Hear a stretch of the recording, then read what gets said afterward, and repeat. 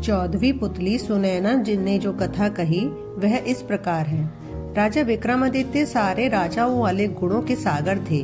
उन जैसा न्यायप्रिय, दानी और त्यागी और कोई न था। इन राजाओं के गुणों के अलावा उनमें एक और गुण था।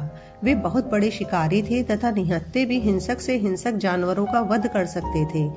उन्हें पता चला कि एक हिंसक शेर बहुत उत्पात मचा रहा है और कई लोगों का भक्षण कर चुका है। इसीलिए उन्होंने उस सिंह के शिकार की योजना बनाई और आखेट को निकल पड़े।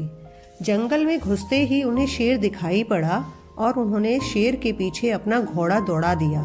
वह शेर कुछ दूर पर एक घनी झाड़ी में घुस गया। राजा घोड़े से कूदे और उस शेर की तलाश करने लगे। अचानक शेर उन पर झपटा तो उन्होंने उस पर तलवार का वार किया। झाड़ी की वजह से वार पूरे जोर से नहीं हो सका, मगर शेर घायल होकर दहाड़ा और पीछे हटकर घने वन में गायब हो गया। वे शेर के पीछे इतनी तेजी से भागे कि अपने साथियों से काफी दूर निकल गए। शेर फिर झाड़ियों में छुप गया। राजा ने झाड़ियों में उसकी खोज शुरू की। अचानक उस शेर ने राजा के घोड़े पर हमला कर दिया और उसे गहरे घाव दे दिए। घोड़ा भय और दर्द से हिनहिनाया तो राजा पलटे। घोड़े के घावों से खून का फव्वारा फूट पड़ा। राजा ने दूसरे हमले से घोड़े को तो बचा लिया, मगर उसके बहते खून ने उन्हें चिंतित कर दिया। वे शेर से उसकी रक्षा के लिए उसे किसी सुरक्षित जगह ले जाना चाहते थे, इसलिए उसे लेकर आगे बढ़े। उन्हें उस घने वन में दिशा का बिल्कुल ज्ञान नहीं रहा। एक जगह उन्होंने एक छोटी सी नदी बहती देखी। वे घोड़े को लेकर नदी तक आए ही देखी घोड़े ने रक्त अधिक बह जाने के कारण दम तोड़ दिया। उसे मरता देख राजा बहुत दुखी हुए। संध्या गहराने लगी थी, इसीलिए उन्होंने आगे ना बढ़ना ही बुद्धिमानी समझा। वे एक वृक्ष से टिककर अपनी थकान उतारने लगे। कुछ ही क्षणों बाद उनका ध्यान नदी की धारा में हो रहे कोलाहल की ओर गया। उन्होंने देखा दो व्यक्ति एक तैरते हुए शव को दोनों ओर से पकड़े झगड़ रहे हैं। लड़ते लड़ते वे दोनों शव को किनारे लाए। उन्होंने देखा कि उनमें से एक मानव मुंडों की माला पहने विभत्स दिखने वाला कापालिक है तथा दूसरा एक बेताल है, जिसकी पीठ का ऊपरी हिस्सा नदी के ऊपर उड़ता सा दिख रहा था।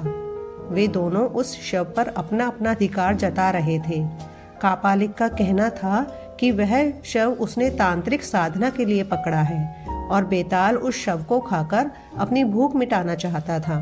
दोनों में से कोई भी अपना दावा छोड़ने को तैयार नहीं था। विक्रम को सामने पाकर उन्होंने उन पर न्याय का भार सौंपना चाहा, तो विक्रम ने अपनी शर्तें रखी। पहली यह कि उनका फैसला दोनों को मानने होगा और दूसरी कि उन्हें वे न्याय के लिए शुल्क अदा करेंगे।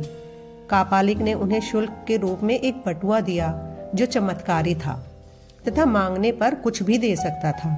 बेताल ने उन्हें मोहिनी चंदन काष्ठ का टुकड़ा दिया, जिसे घिसकर लगाकर अदृश्य हुआ जा सकता था। उन्होंने बेताल को भूख मिटाने के लिए अपना मृत घोड़ा दे दिया तथा कापालिक को तंत्र साधना के लिए शव। इस न्याय से दोनों बहुत खुश हुए तथा संतुष्ट होकर चले गए। रात घिर आई थी और राजा को जोरों की भूख लगी थी, इसीलिए उन्होंने बटुए से भोजन मांगा। तरह तरह के व्यंजन उपस्थित हुए और राजा ने अपनी भूख मिटाई। फिर उन्होंने मोहिनी काष्ठ के टुकड़े को घिसकर उसका चंदन लगा लिया और अदृश्य हो गए। अब उन्हें किसी भी हिंसक वन्य जंतु से खतरा नहीं रहा। अगली सुबह उन्होंने काली द्वारा प्रदत्त दोनों बेतालों का स्मरण किया तथा अपने राज्य की सीमा पर पहुंच गए। उन्हें महल के रास्ते में एक भिखारी मिला जो भूखा था।